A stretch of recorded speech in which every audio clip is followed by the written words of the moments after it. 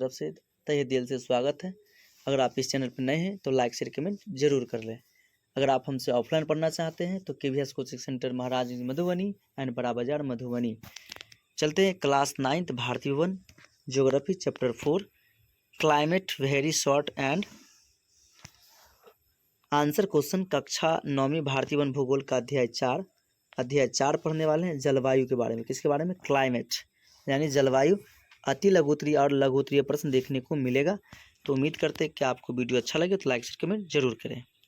चलते पढ़ते हैं क्वेश्चन का हेडलाइन भारतीय भवन अति लघुत्तरीय प्रश्न।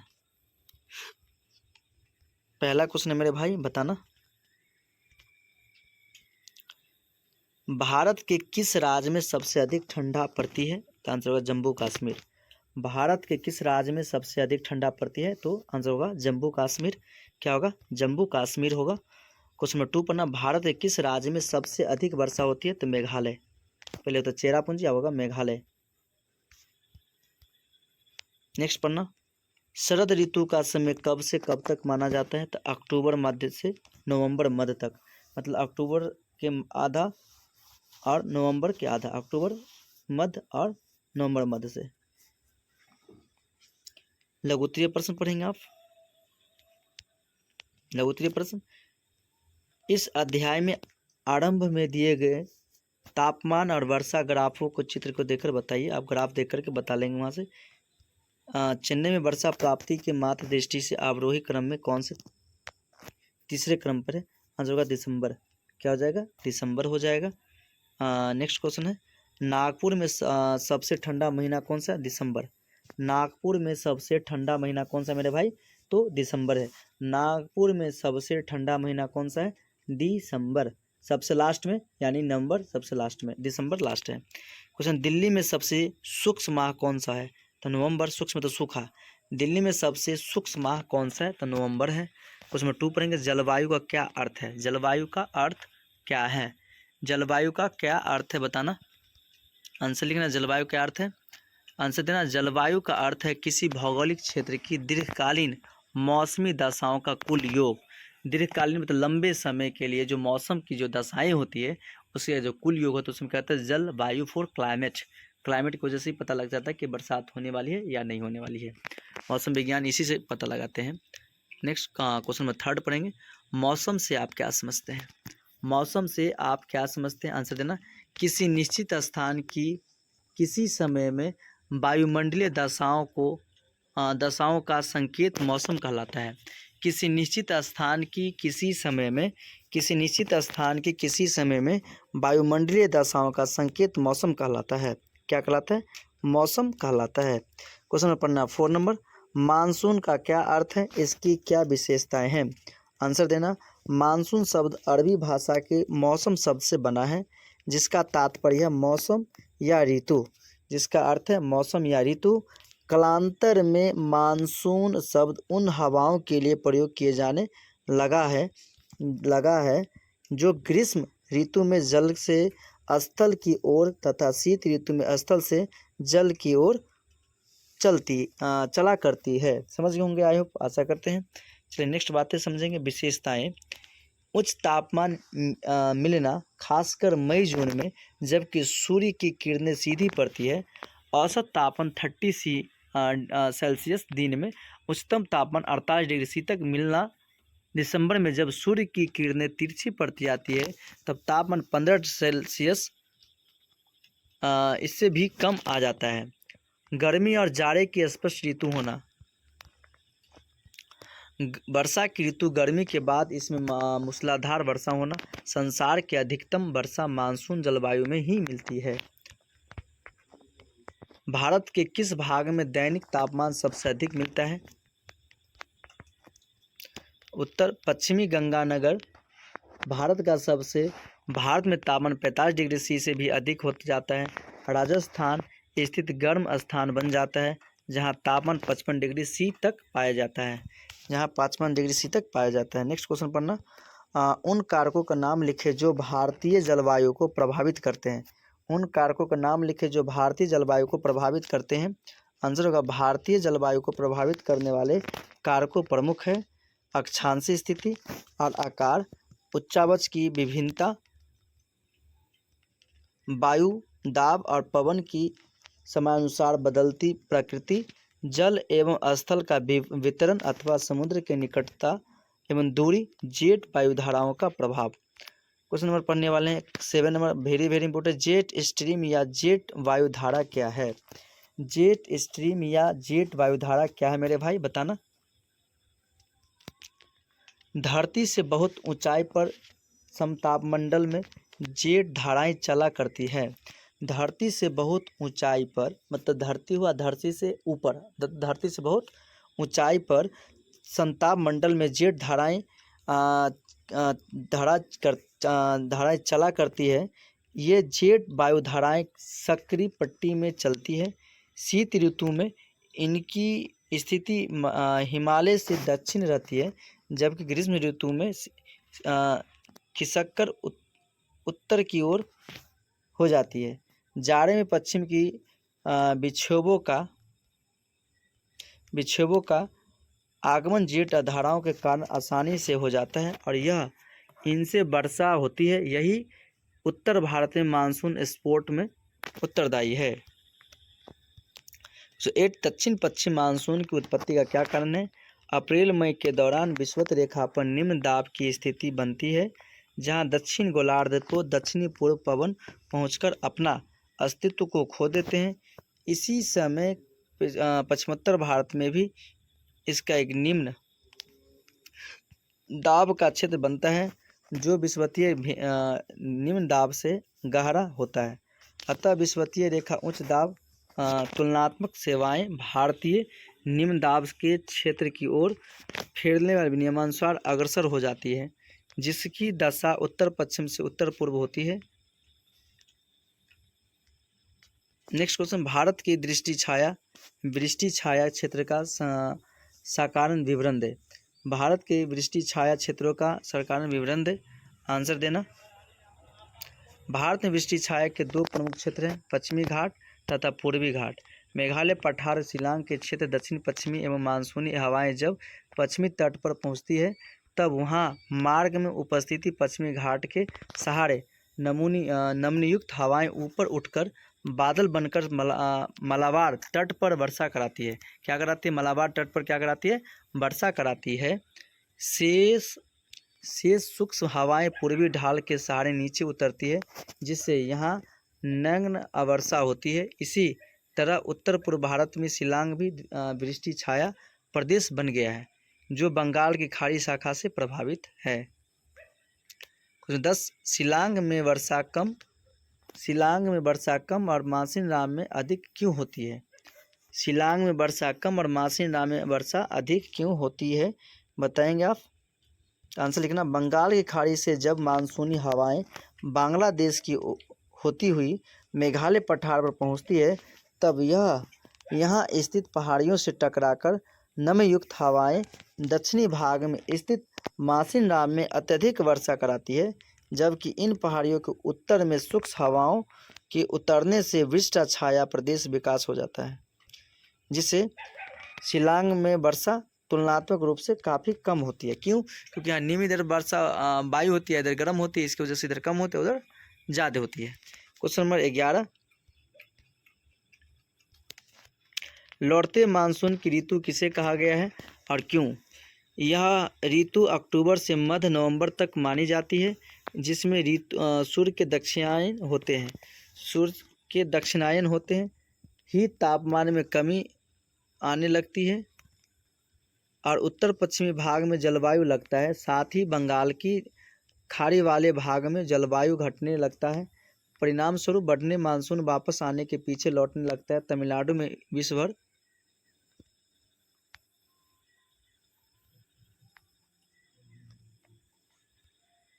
अधिक वर्षा इसी ऋतु में होती है। क्वेश्चन पढ़ेंगे 12, मानसून जलवायु की प्रमुख विशेषताओं का उल्लेख करें। भारतीय मानसून की 6 प्रमुख विशेषताएं निम्नलिखित हैं। पहला, यह एक वृहत स्तरीय जलवायु एवं स्थलीय समीर है, जो वर्ष के 6 महीने चला करता है। 6 महीने चला करता है। पॉइंट 2, पर्वतीय एवं चक्रवातीय दोनों प्रकार की वर्षा यहाँ होती है। वर्षा की मात्रा विश्वसनीय काफ़ी संदिग्ध है। अतः इन मानसून का आना काफ़ी अनिश्चित कभी कभी है। इन पर टिप्पणी लिखें। जलवायु, मौसम और जलवायु के तत्व। लू सर्वाधिक वर्षा का स्थान है। मानसून, विस्फोट। जलवायु और मौसम मौसमी दशाओं का कुल योग है। जलवायु का अर्थ है किसी भौगोलिक क्षेत्र की दीर्घकालीन मौसमी दशाओं का कुल योग। किसी निश्चित स्थान की किसी समय में वायुमंडलीय दशाओं का संकेत मौसम कहलाता है। किसी निश्चित स्थान की किसी समय में वायुमंडलीय दशाओं का संकेत मौसम कहलाता है। जलवायु के तत्व। वायुमंडलीय तापमान, वायुदाब, पवन, आर्द्रता और वर्षा। लू मई आते आते पश्चिमी भारत में तापमान 45 डिग्री सी हो जाती है से भी अधिक पहुंच जाता है। वहां निम्न दाब क्षेत्र का विकास होने लगता है। धूल भरी आंधियां चलने लगती है और आकाश पीला तथा धूसरित हो उठता है, जिन्हें लू कहते हैं। क्या कहते हैं? लू कहते हैं। सर्वाधिक वर्षा स्थान। विश्व में सर्वाधिक वर्षा मेघालय के मासीनाम गांव में होती है। यहाँ वर्ष में 1392 सेंटीमीटर वर्षा होती है। मानसून प्रकोष्ठ 27 डिग्री नॉर्थ से 30 डिग्री नॉर्थ अक्षांश के ऊपर जेट वायुधारा विकसित होती है। यही उत्तर भारत में मानसून कहलाती है। स्फोट के लिए उत्तरदायी कारण बताएं। रात में अत्यधिकतर वर्षा कुछ ही महीनों में होती है। उत्तर मानसून के कारण। किसके? रात में अधिकतर वर्षा कुछ ही महीनों में होती है, तो मानसून के कारण। किसके कारण? तो मानसून के कारण। तमिलनाडु तट पर जाड़े में वर्षा होती है, लौटती मानसून के कारण। क्वेश्चन आपसे पूछ दे कि तमिलनाडु तट पर जाड़े में वर्षा क्यों होती है? जब मानसून लौटती हुई रहती है उस टाइम उसके में क्या होती है? वर्षा होती है। दक्षिण भारत के डेल्टा भाग प्राय चक्रवाती चपेट में आ जाते हैं, क्यों? बताना। तो लौटती मानसून के समय बंगाल की खाड़ी में बनने वाले चक्रवात के कारण।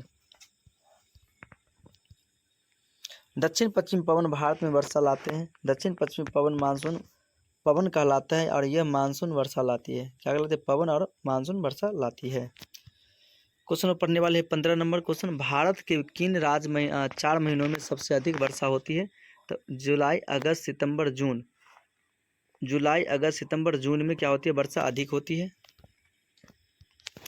क्वेश्चन 17। भारत के विभिन्न ऋतुओं कौन कौन से? बसंत, ग्रीष्म, वर्षा, शरद, हेमंत और शिशिर ऋतु है। मानसून लौटने से क्या तात्पर्य है? सूर्य के दक्षिणायन होने से तापमान में कमी या आ जाती है। उत्तर पश्चिमी भाग में वायु दाब बढ़ने लगता है और हवाएं स्थल से चलने लगती है। परिणाम स्वरूप मानसून पर वापस आने या पीछे लौटने लगता है। 18। उत्तर भारत में पूर्व से पश्चिम की ओर वर्षा की मात्रा क्यों घटती जाती है? क्योंकि पूर्व से पश्चिम की ओर मानसून धीरे धीरे कमजोर पड़ता जाता है। जोधपुर में दिल्ली से कम वर्षा क्यों होती है? जोधपुर में दिल्ली से वर्षा कम क्यों होती है? जैसे जैसे मानसून पश्चिम की ओर जाती है वर्षा की मात्रा घटती जाती है। जैसे जैसे मानसून पश्चिम की ओर जाती है वैसे वैसे मानसून की क्या मात्रा घटती जाती है, इसलिए जोधपुर में दिल्ली से कम वर्षा होती है। क्वेश्चन 20। दक्षिण पश्चिम मानसून के द्वारा चेन्नई में कम वर्षा क्यों होती है? दक्षिण पश्चिमी मानसून के द्वारा चेन्नई में कम वर्षा क्यों होती है? आंसर देना मेरे भाई। सह्याद्री पर्वत के कारण दक्षिण पश्चिमी मानसून पश्चिमी घाट तथा पर बरस जाती है और चेन्नई वृक्ष छाया में पड़ जाता है। दिन में तथा रात का तापमान लगभग एक समान क्यों रहता है? दिन में तथा रात में एक समान समुद्री की निकटता के कारण।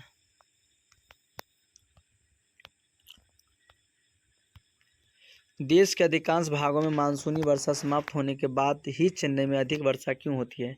लौटती मानसून के कारण।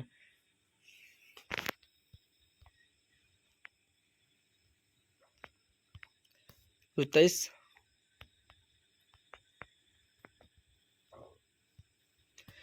जाड़े में भारत में कहाँ कहाँ वर्षा होती है? तो तमिलनाडु, केरल, उड़ीसा और आंध्र प्रदेश। जाड़े में भारत में कहाँ कहाँ वर्षा होती है? तमिलनाडु, केरल, उड़ीसा और आंध्र प्रदेश। 24। मौसम और जलवायु में क्या अंतर है? किसी निश्चित स्थान की किसी समय में वायुमंडलीय दशाओं का संकेत मौसम कहलाता है। जलवायु का अर्थ है किसी भौगोलिक क्षेत्र की दीर्घकालीन मौसम दशाओं का कुल योग। क्वेश्चन 25, भारत के अधिकतर भागों में वर्षा कुछ ही महीनों में क्यों होती है? मानसूनी के कारण। ओके बाय, मिलते हैं नेक्स्ट सेंटर पे। अगर आप हमसे ऑफलाइन पढ़ना चाहते हो तो KVS coaching centre Maharajganj Madhubani and बड़ी बाजार मधुबनी, KVS मधुबनी। चलते क्वेश्चन नंबर पढ़ते हैं आज चैप्टर नंबर 3 भारतीय वन क्लास 9 का चैप्टर ज्योग्राफी। क्लास 9 भारतीय one geography chapter 3 very short and short answer, यानी अति लघुत्तरीय लघुत्तरीय प्रश्न देखने को मिलेगा। तो उम्मीद करते हैं कि आपको वीडियो अच्छा लगे तो लाइक से कमेंट जरूर कीजिएगा।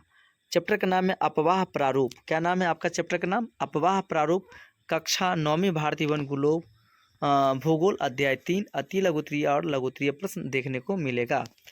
तो देखने वाले क्वेश्चन इसमें अति लघुत्तरीय प्रश्न। अति लघुत्तरीय प्रश्न क्वेश्चन नंबर 1, हिमालय पार की एक नदी का नाम बताए। ब्रह्मपुत्र। हिमालय पार की एक नदी का नाम बताए तो क्या नाम है मेरे भाई?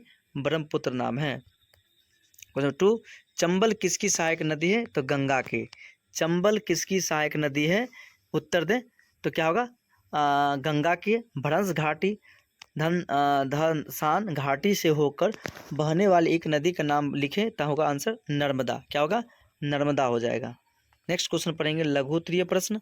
जैसा कि आप थंबनेल में ही देखे थे, लघुत्तरीय और अति लघुत्तरीय इसमें देखने को मिलेगा। तो आप देखिए क्वेश्चन नंबर 1 है, जल विभाजक के कार्य का वर्णन उदाहरण के साथ करें। जल विभाजक के कार्य का वर्णन उदाहरण के साथ करें। आंसर लिखेंगे, जल विभाजक दो नदियों बेसिन को अलग करती है। जल विभाजक दो नदी बेसिन को अलग करती है, जैसे दिल्ली की उच्च भूमि सतलुज बेसिन और गंगा बेसिन को अलग करने के कारण ज्वाला जल विभाजक का उदाहरण प्रस्तुत करती है। कारण जल विभाजक का उदाहरण प्रस्तुत करती है। भारतीय नदियों को दो प्रमुख वर्गों में बांटे और किसी एक प्रमुख नदियों के नाम लिखें। भारतीय नदियों को दो प्रमुख वर्गों में बांटे और किसी एक प्रमुख नदियों का नाम लिखें। आंसर देना। दो प्रमुख वर्ग है, हिमालय की नदियां और दूसरा प्रायद्वीप भारत की दक्षिण पठार की नदियां। एक है कि हिमालय की नदी, एक है प्रायद्वीपीय या दक्षिण भारत की पठार की नदियां। हिमालय की प्रमुख नदियां हैं सिंधु, सतलुज, गंडक, कोसी, ब्रह्मपुत्र। और दक्षिण भारत की प्रायद्वीपीय है कर पढ़ेंगे। तीनों हिमालय की नदियों की तीन विशेषताएं बताए, उदाहरण देकर पुष्टि करें, उनकी पुष्टि करें। हिमालय की नदियों की तीन विशेषताएं बताएं, उदाहरण देकर समझाइए। आंसर लिखना। हिमालय की नदियां सालों भर जलापूर्ति रहती है, जैसे सिंधु, गंगा, ब्रह्मपुत्र। दूसरा बात लिखेंगे इसमें, इनकी नदियां मार्ग बदलती है, जैसे कोसी, गंगा, ब्रह्मपुत्र। छोटी नदियों को अपहरण कर लेती है, जैसे ब्रह्मपुत्र तिब्बत में सांपो नदी का अपहरण किया है। सांगपो नदी का अपहरण किया है। अपहरण करना मतलब अपने में मिला लेना। क्वेश्चन में पढ़ेंगे 4, निम्नलिखित की व्याख्या करें। पूर्वगामी नदी अपहरण। पूर्वगामी नदी जो नदी हिमालय से भी है, जैसे कि पढ़ेंगे पुरानी है उसे पूर्वगामी या पूर्ववर्ती नदी कहते हैं। जो पुरानी नदी है उसे हम क्या कहते हैं? जो नदी हिमालय से पुरानी है उसे पूर्वगामी या पर्वत नदी कहते हैं, जैसे सिंधु, सतलुज, गंडक, कोसी, ब्रह्मपुत्र। नेक्स्ट है नदी अपहरण। नदी अपहरण किसे कहेंगे बताइए? नदी अपहरण, जैसे कि आप नया वर्ड समझ नहीं हो रहा है, बहुत आसान पहले वर्ड जाने होंगे कि अपहरण का मतलब क्या होता है। बड़ी नदियां अपनी धारा को छोटी नदियों से बहाती हुई आगे निकल जाती है उसे नदी को अपहरण कहते हैं। उसी नदी को क्या कहते हैं? अपहरण कहते हैं। जैसे ब्रह्मपुत्र तिब्बत में सांगपो नदी को अपहरण किया है। नदी अपहरण क्या? बड़ी नदियां अपनी धारा को छोटी नदियों से बहाती हुई आगे निकल जाती है तो उसे हम नदी अपहरण कहते हैं। नदी अपहरण कहेंगे। नेक्स्ट क्वेश्चन पढ़ेंगे मेरे भाई। ग्रंथ घाटियों धनसा घाटी से होकर बहने वाली कुछ भारतीय नदियों के नाम लिखे।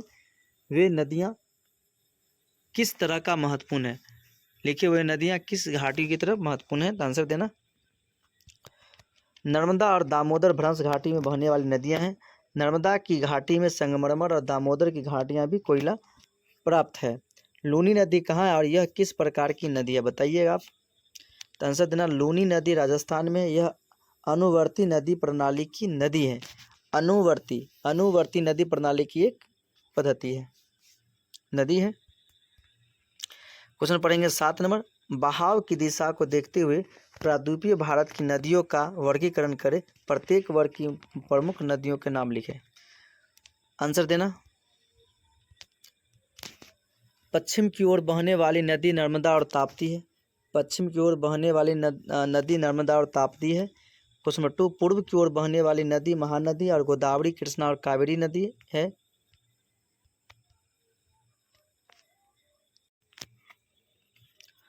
उत्तर की ओर बहने वाली नदियां चंबल, बेतावा, सोन।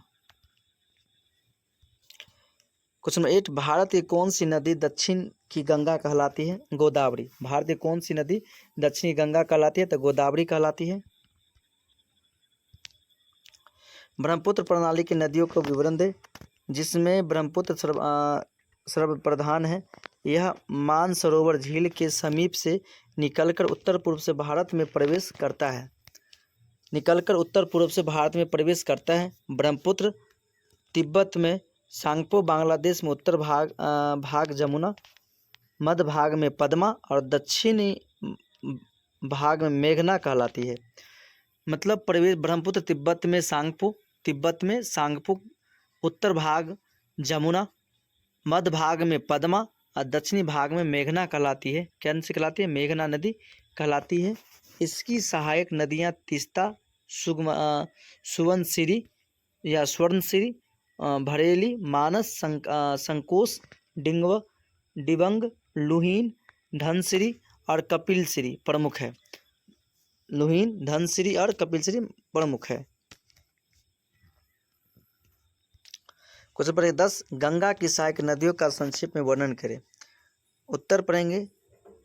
उत्तर के पर्वतीय भाग से यमुना, रामगंगा, गोमती, शारदा, सरयू, गंडक, बूढ़ी गंडक, कोसी और महानदी है। दक्षिण पठार से चंबल, देवता, केनर, सोन और पुनपुन नदियां हैं। कुछ पर 11, सिंधु प्रणाली की नदियों पर प्रकाश डालें, जिनमें सतलुज, ब्यास, रावी, चेनाब और झेलम प्रमुख है। ये दक्षिण पश्चिम की ओर बहती है और सिंधु से मिलकर अरब सागर में गिर जाती है। सिंधु का उद्गम हिमालय के पार मानसरोवर झील है। पश्चिम की ओर बहती हुई यह नदी गिलगिट के निकट दक्षिण की ओर मुड़ जाती है।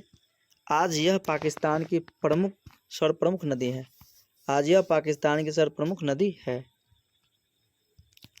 क्वेश्चन 12, दक्षिण भारत के मुख्य जलाभिषेकों या विभाजकों का उल्लेख करें। दक्षिण भारत के मुख्य जलाभिभाजकों का उल्लेख करें। आंसर देना। दक्षिण भारत में पश्चिम घाट का प्रमुख जल विभाजक है। विंध्य की उच्च भूमि महत्वपूर्ण जलाभिभाजक का काम करती है। क्वेश्चन पढ़ेंगे 13,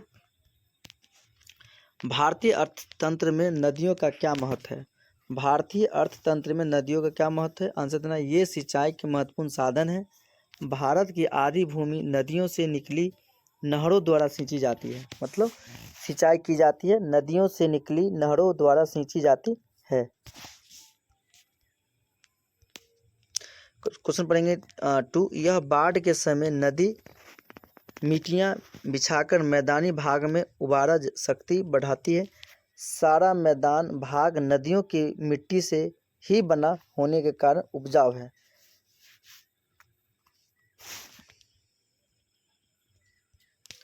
थर्ड पॉइंट पढ़ेंगे। ये यातायात के साधन रही है। प्राचीन और मध्य युग में नदियों से ही अधिक व्यापार होता था। आज भी ब्रह्मपुत्र, गंगा, यमुना में दूर दूर तक स्टीमर चलाते हैं। क्या चलते हैं? दूर दूर तक स्टीमर चलते हैं। ये जल विद्युत उत्पन्न कर रही है और जल शक्ति के संभावित भंडार है। पॉइंट 5, नदियों में मछलियां पकड़ी जाती है। मत्स्योद्यमों की आजीविका है।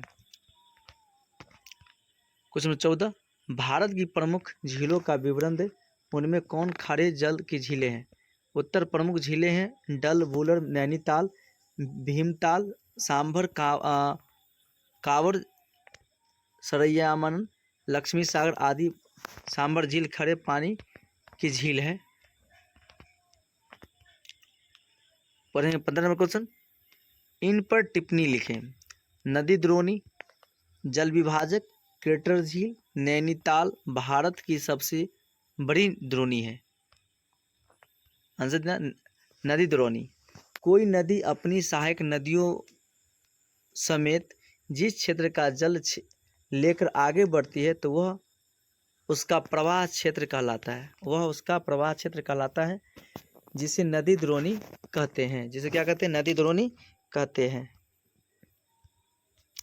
जल विभाजकों, दो नदियों द्रोणियों को अलग करने के विभाजित करने वाली उच्च भूमि को जला विभाजक कहते हैं। क्या जला विभाजक कहते हैं? जैसे दिल्ली की उच्च भूमि सतलुज बेसिन और गंगा बेसिन को अलग करने के कारण जल विभाजक कहलाती है। क्या कहलाती है? जल विभाजक कहलाती है। जैसे दिल्ली की उच्च भूमि सतलुज बेसिन और गंगा बेसिन को अलग करने के कारण जल विभाजक कहलाती है। क्या कहलाती है? जल विभाजक। दिल्ली की उच्च भूमि सतलुज बेसिन और गंगा बेसिन को अलग करने के कारण जल विभाजक कहलाती है। जल विभाजक मतलब जल को बंटवारा करना। क्रेटर झील, पुराने ज्वालामुखी के मुंह पर बने झील को क्रेटर झील कहा जाता है। जैसे महाराष्ट्र का लोनार झील, क्रेटर झील कौन होता है? पुराने ज्वालामुखी के मुख पर बने झील को क्रेटर झील कहा जाता है, जैसे महाराष्ट्र का लोनार झील। नैनीताल, यहाँ सिंधु ब्रह्मपुत्र का पहला डेल्टा क्षेत्र था। आजकल नैनीताल शहर में बसा है। भारत की सबसे बड़ी नदी द्रोणी गंगा। भारत की सबसे बड़ी नदी द्रोणी क्या है? गंगा है। नेक्स्ट क्वेश्चन बहुत भीविया क्वेश्चन है। नमामि गंगे योजना क्या है? बताइए, नमामि गंगे योजना क्या है? नमामि गंगे योजना क्या है? आंसर देना। नदी भारत सरकार ने 2014 में नमामि गंगे परियोजना की शुरुआत की। नमामि गंगे योजना की शुरुआत की। भारत सरकार गंगा के प्रदूषण नियंत्रण के निमित्त गंगा जीवनोद्धारण मंत्रालय का गठन किया। साथ ही 2014 के बजट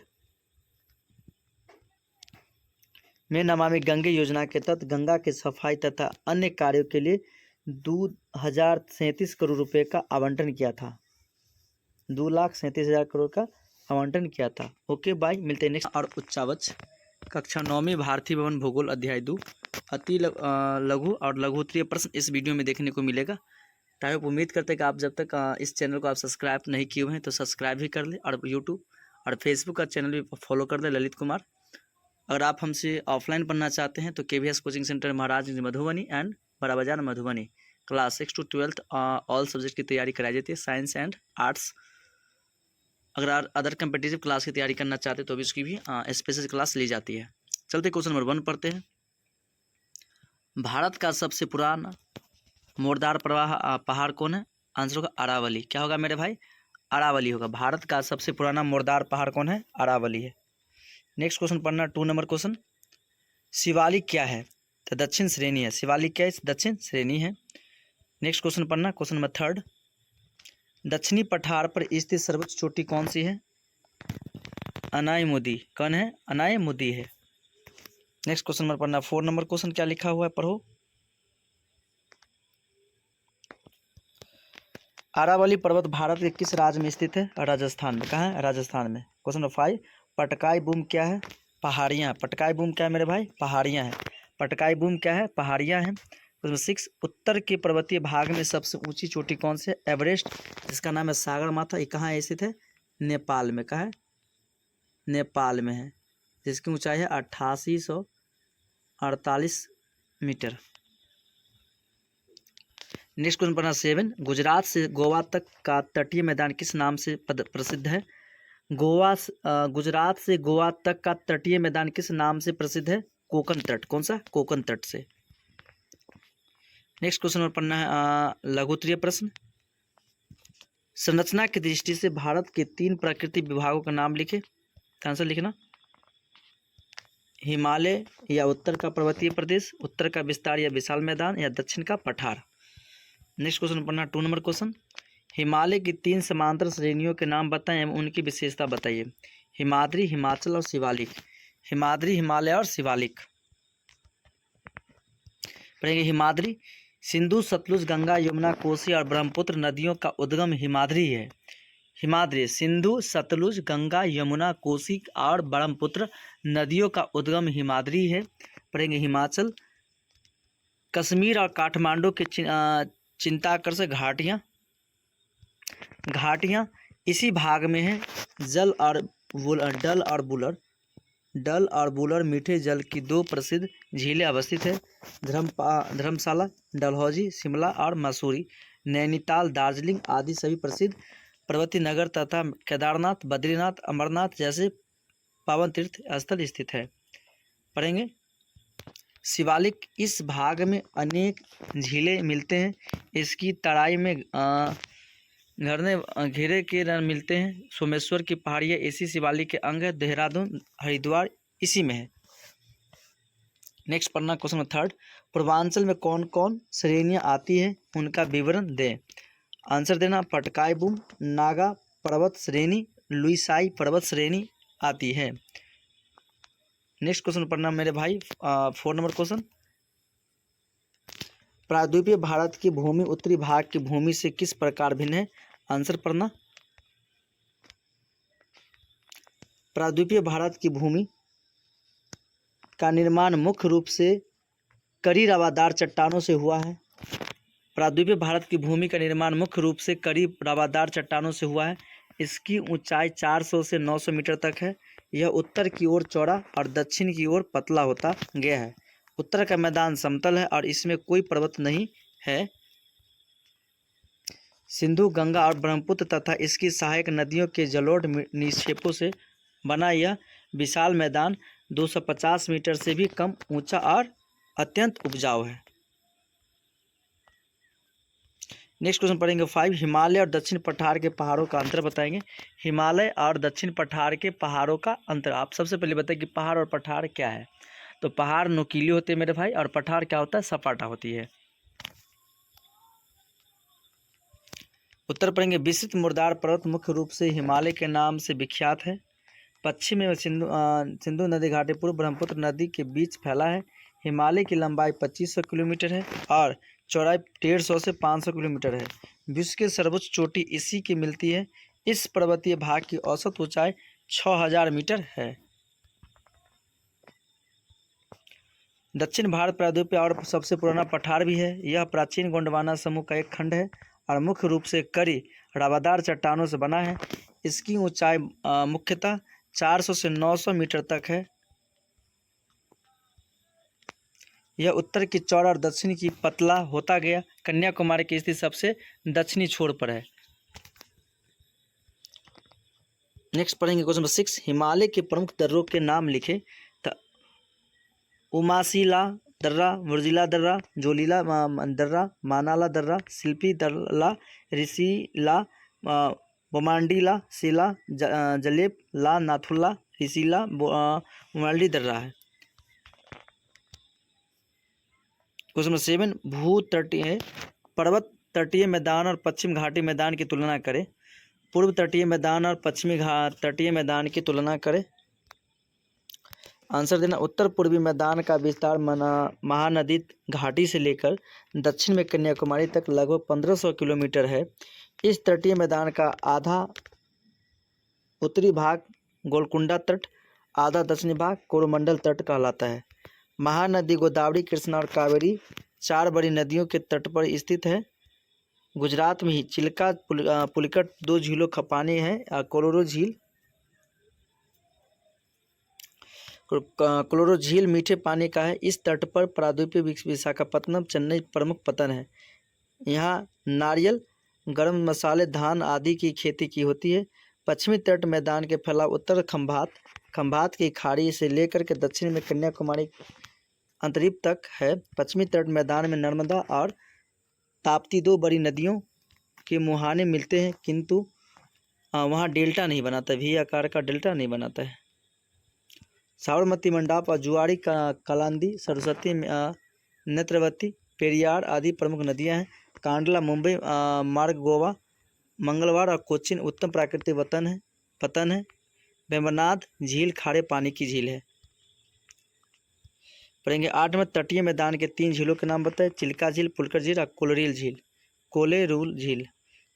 क्वेश्चन पढ़ेंगे 9, मध्य हिमालय से आप क्या समझते हैं, इसकी 2 घाटियों के नाम लिखें। मध्य हिमालय से आप क्या समझते हैं, इसकी 2 घाटियों के नाम लिखें। आंसर नहीं पढ़ना। हिमाचल या हिमालय वास्तव में मध्य हिमाचल के, जिसमें नदी घाटियों और हिम घाटियों मिलती है। यहाँ नदी अपहरण के लक्षण भी दृष्टिगोचर होते हैं। कश्मीर और काठमांडू की चित्राकर्षक घाटियाँ इसी भाग में है। क्वेश्चन पढ़ेंगे 10, मध्य गंगा और मैदान की विशेषता बताएं। मध्य गंगा मैदान की विशेषता बताएं। आंसर लिखना। मध्य गंगा का मैदान प्रयोग से राजमहल तक है।